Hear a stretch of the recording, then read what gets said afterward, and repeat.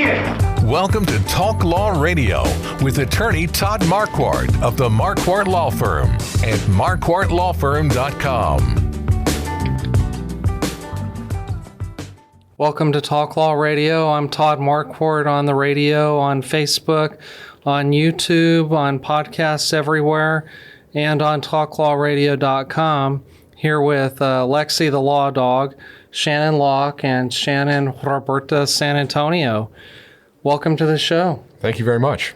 So today we're going to be talking about the TikTok case, TikTok versus Garland, who is the Attorney General for the United States. And TikTok wants to block the enforcement of a law called Protecting Americans from Foreign Adversary Controlled Applications Act.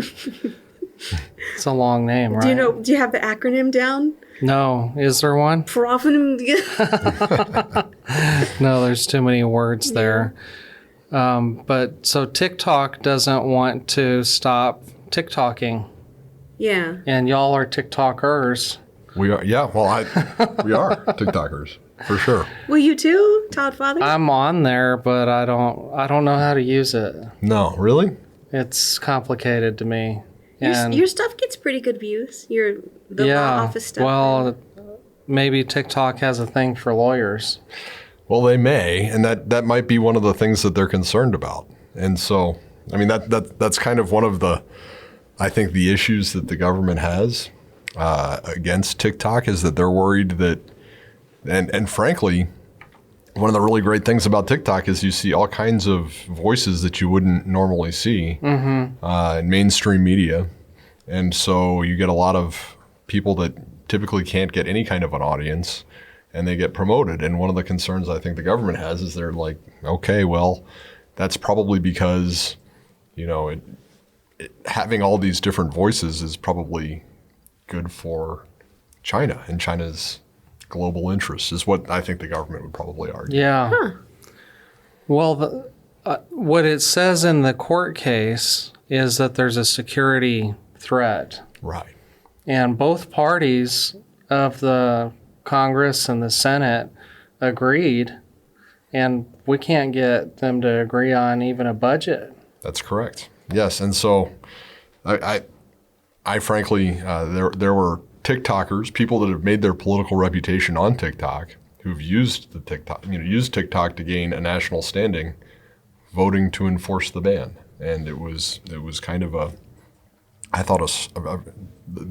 forget his name right now, but the fellow that was running he was a Democratic senator or Democratic congressman, and then he ran for attorney general, and he had a national platform where he would explain the workings of Congress. Just, one person talking to a camera, and he explained how Congress was working in a very accessible way. And he voted in favor of the ban, in favor of the TikTok ban. And so you had somebody that was making a political career willing to vote in favor of banning their own platform. It was kind of interesting. Well, Shannon Locke, since you're new to the show, Yes, I sir. wanted to let everybody know who you are. So do you have an elevator speech? Tell us what do you do for a living and all of that? Yeah, so I'm a criminal defense attorney, and I practice criminal defense in federal and state court. I do everything from county court all the way up. I was in the Fifth Circuit on the 4th of December, arguing a case, and so it was a First Amendment case. So everything from simple DWIs to more complex federal cases, I handle those. Great. Well, thank you for and your talking TikTok with presence, us. can we hear about that? Sure. I'm also on TikTok. Yeah. How can they find you? What is your... Well, it's just Shannon Locke, ShannonLocke, and then you usually put that in, and I'm usually the first result on that. So, Oh, great. yeah. And he looks like this. And then what do you do on there? I really like your channel. Thank you. I listen and... So I try You probably don't notice me on there because you have so many followers, but I'm there and I'm watching. Well, I appreciate that. So I really just try to break things down in a way that people can understand. And I try to educate people about their rights, about what to do when they have police contact, how to kind of demystify the legal and the criminal justice system. That's what I try to do. Great. Well, that's needed out there. That's part of what I try to do is help people understand the law, because ignorance of the law is no excuse, right? That's very true. And it can really end up causing lasting consequences to you. And everybody thinks, well, I'll just not engage in that behavior and I don't have to worry about that. Nobody knows that, or not enough people understand that we are all on the knife's edge, between becoming second-class citizens. Our criminal justice system is just a machine that just churns out, frankly, moving people from having the privilege of not having any criminal history to all of a sudden finding themselves in that subgroup where now your rights aren't the same anymore. Right. So. Well, I hate for that to happen. Let's talk about the case a little bit. So this is TikTok and ByteDance versus Garland. ByteDance is the parent company of TikTok. And so they wanted to stop this new law from being enforced. They asked for a declaratory judgment. And in the trial court, what happened? So I think it's my understanding that the case, I think by statute, originated in the District of Columbia Court of Appeals. So I think that was the trial court. What they did was they then submitted their evidence. They submitted their evidence through evidentiary. They didn't have briefs. Right. Yes. And so they would just summarize or essentially present affidavits and that sort of thing. And then the justices weighed those evidentiary affidavits and made their factual decisions. Is my understanding. So there wasn't actually a trial. I didn't find a trial court ruling, and it didn't mention a trial court in the opinion. So you're probably right. I just never seen that before. I haven't seen that before, and it was kind of a fascinating procedural. They basically in the statute gave the District of Columbia Court of Appeals, which is kind of like, if you think about the different circuits, the District of Columbia Court of Appeals is kind of like the farm league for the Supreme Court. It's like one of the most prestigious. And so they kind of understood that this was going to be heard by the Supreme Court because it is such an issue of first impression in this new era that we're in. And they just essentially put the case there to start off. And the argument is that this violates the First Amendment, freedom of speech. That's TikTok's argument. Yeah. And you even saw, like in the days after, the months after the ban was passed, you even saw people saying, well, the pro-Palestinian viewpoint on TikTok was a lot more pronounced on TikTok than it was on YouTube. So you even had the people that were passing the ban admitting those things. So I think TikTok had a pretty good argument that it was a content-based restriction on speech, which is certainly the argument that they made. And then the United States countered and said, look, this is what we need to do to maintain our national security. That the interest for security is strong enough and compelling enough to outweigh the First Amendment right. Right. But also that it's not that we're shutting you down. We just want you to divest, or what's that fancy word for sell that they're using? Divestiture? Yeah, divestiture. Like, I've never heard that before. Yeah. Right. So if the Chinese company sells the U.S. TikTok version of the company to a U.S. company and says, we can't get any of your data, then it can continue as exactly, is. Right. Yeah. So that's one of their... Right. Well, like I was telling you, there's somebody in China saying we can't do that. This is the whole reason we wanted TikTok, was to get the Americans' data. I hate to interrupt, but I'm scared to run out of time. The time always goes so fast, and I really want to know where you're going to send your followers. What plans are you making? So I'm trying to diversify over to YouTube is what I'm trying to do. So really there are, I think, three good short media, and one is TikTok. I think TikTok is by far the most superior. I think it is really accessible. I think the quality of the content is much higher on TikTok than it is on the other platforms. Then there's Instagram Reels, and then YouTube Shorts, and YouTube obviously YouTube's videos. As far as I can tell, so far my experience has been that it is a lot harder to break through. And for some reason, those shorts are they used to be 15 seconds. They've expanded it to 3 minutes. But those shorts are so brief that you can't really get any information. Right. So I really think the TikTok model is, I'm frankly very surprised that nobody can imitate it. And I think you're right. I think, they're basically saying if you pull the Chinese connection out of it, you're not going to have anything else to sell. You're not going to have any ability to run the algorithm. And it's an interesting.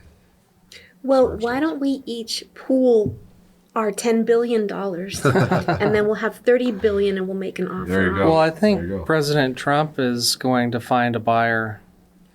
Oh, wow. Okay, that's an interesting idea. Yeah. And he's basically saying, look, so it expired. The ban hits on January 19th. Obviously, Trump becomes president on January 21st. And so you have that 2-day gap. What's going to happen? I mean, the for lack of a better term, the vibe that I'm getting from TikTok is they don't seem concerned at all.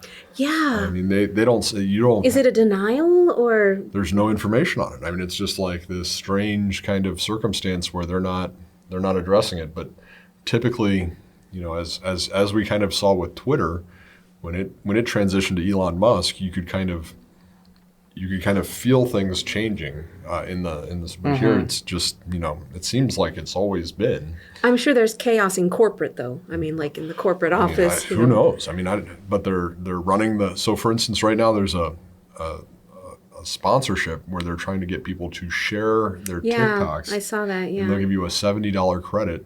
On the TikTok shop. Yeah, I've gotten several of those. Yeah, have you? I don't even know what you guys are talking about. The TikTok shop? Yeah, I mean, so TikTok has this incredible ability, and it really is incredible, where lots of people can actually make decent money on TikTok. And so you can be in rural Mississippi, and if you have an internet connection and a cell phone, and you're just talking to people, you have a business now. If you're willing to get on there and absolutely, you get a certain number of followers, and you can start making money on TikTok. And it's who pays? TikTok. Oh, TikTok will pay, and then so then people will become shop affiliates where they will sponsor these products, and then they get a percentage of the sales.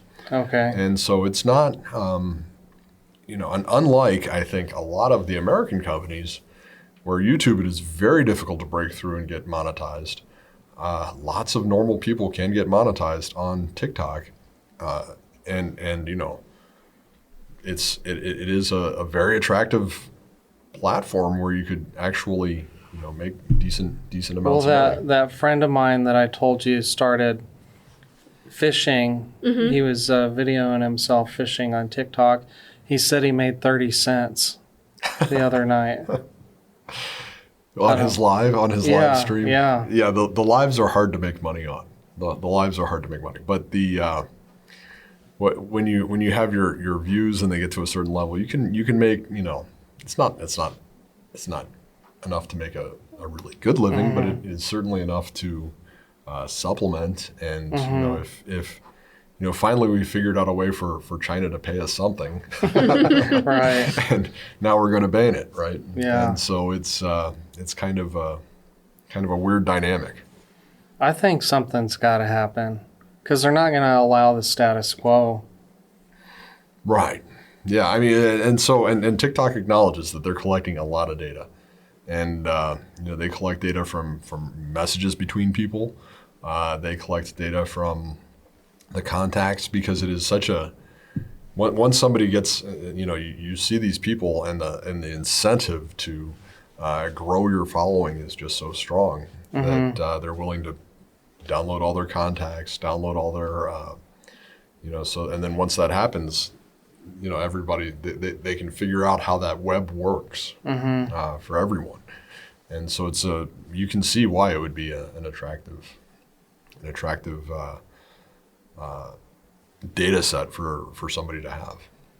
Part of what they were saying too is that in the People's Republic of China, if the government says that a company has to hand over information, then they have to do it. In essence, every business is an arm of the government because they don't have the same type of protections. Like here, if Google is told to pass on all the information, there's going to be litigation, and you can. Well, there might be litigation. I mean, Right. so. But Google is not an arm of the United States government. Right. We don't live in that kind of setup. Well, during the COVID era, there was some evidence of the federal government telling social media companies which content to filter. Good point. Yeah, that is true. I forget what opinion that was, but I did. That there were court cases about that. Yeah. Yeah, and and I think that's a legitimate critique, is that our privacy is not so sacrosanct in the United States. I mean, certainly these, they could probably, if China really wanted to, buy that same thing from Google. Right. And I'm not sure that Google would not sell it to them because I guess Congress could pass a law theoretically and say don't sell privacy data to foreign countries. But, they certainly, I don't think it would be hard for them to figure out how to purchase or access the data from Google. Right. That's a good point. I try and hide in plain sight. Easier said than done. Yeah. Yeah, for sure. I don't think anybody's interested in me. Maybe the CCP is. It'd be a kind of a dubious honor, I guess. Yeah. But and then but I thought what it would be interesting, and they certainly don't provide any examples. Like it's not like Corporal Smith, who was with the nuclear, right? Armed services group, was blackmailed by China to give up X, Y, and Z, or affair A, B, and C would be exposed. They don't provide any examples of that. Like they don't show, and theoretically, I suppose it's possible that they could find a high value target that they wanted to get intelligence from and say, look, we're going to expose your private messages if you don't do what we want you to do. Theoretically, that could happen, but they certainly don't provide that in any kind of documentation. Yeah. So what is the security threat? Just that they have data about where we live and what our dates of birth are? That, but they also can use it as a propaganda machine. So they can just pump up to influence us. Right. You don't even notice it, but they just dial it up a little bit and everything is pro-China. Right. And everything is anti. Well, that's when I started thinking about the cigarette industry. That the Marlboro and Camel got in trouble with advertising to children. So media does work to influence people. Yeah, definitely. And those bans were found to be constitutional. They couldn't have cartoon characters selling cigarettes, and they couldn't. They said the compelling interest of having kids not smoke is sufficient to tamp down that stuff. To outweigh the First Amendment right. So you're the judge. What's your ruling? Well, I'm all for national security. Now, I'm questioning the real reasons, like how would it make us more secure, other than just thinking that maybe they could influence us somehow. Oh, they definitely can. But I want to see the data, like Mr. Locke here. Did you let your kids get on TikTok, or was it not a real thing? I don't have a good response to that. I couldn't. Next question. I couldn't stop my kids from doing much. So, yeah, they were influenced, and they suffered. Whatever happens when kids watch for too long. And so certainly YouTube is just it is a low value. The kids stuff on YouTube is, they're not doing the TikTok ban to protect kids, because if they were doing that, they would certainly take a look at the stuff on YouTube. I mean, I think it's just No, they were clear it's national security. it's clear, yeah. Balanced I mean, against First Amendment But rights. do you see his argument that what are the security threats? Information is power. I mean, that's what all these big companies want is But all it's your not data. specific. I don't know. You're the judge. What's your? I mean, role? I would. So, I really think that there must be a technological solution that would be acceptable. I don't think it's okay in a free society to ban a platform like this. So, if I just don't think that it's acceptable in the kind of country that I want to live in, with the kind of First Amendment rights that I want to have. I don't think it's acceptable to ban the entire platform. I really don't.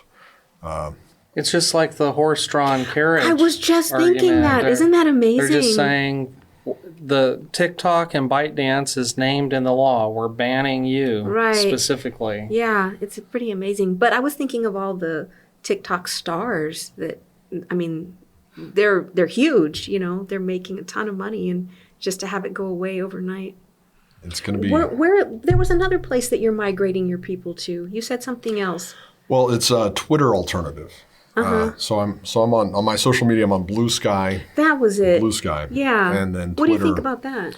Blue Sky's interesting. Yeah, it's so I was so Blue Sky is a Twitter alternative, and they It was made by the Twitter executives, right? it was founded by Jack Dorsey.